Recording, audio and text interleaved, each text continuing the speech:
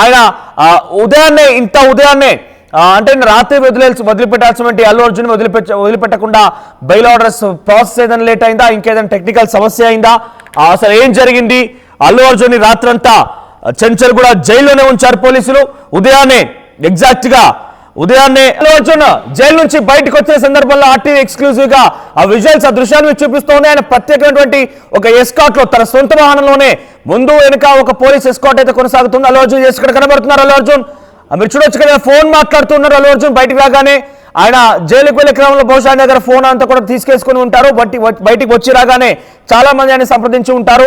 అక్కడ mega star కానివ్వండి, లేదంటే పవన్ కళ్యాణ్, నాగబాబు గారు కూడా అల్లు అర్జున్ కి సపోర్ట్ గా నిలిచారు. అంతా కూడా అల్లు అర్జున్ నివాసానికి చేరుకున్నారన్న హుటాహుటిన ప్రభుత్వ కార్యక్రమాన్ని కూడా ముగించేసుకొని మధ్యలోనే బ్రేక్ చేసుకొని పవన్ కళ్యాణ్ కూడా హైదరాబాద్ బయలుదేరిపోయారు. వీరంతా కూడా అల్లు అర్జున్ కోసం చాలా ప్రయత్నాలు చేశారు బయటికి తీసుకోవడం కోసం. అటు కోర్టు వాదనలు కూడా ఉత్కంఠభరితంగా, నరాలు తెగే ఉత్కంఠ ఏ రకంగా అయితే ప్రత్యేకంగా అల్లు అర్జున్ అభిమానులు కానివ్వండి, చూసేటువంటి వ్యూవర్స్ లో కలిగిందో అంతకు మించి ఏకంగా కుటుంబ సభ్యులే కాబట్టి వాళ్ళలో ఎటువంటి టెన్షన్ ఉంటుందో ఒకసారి భావించండి.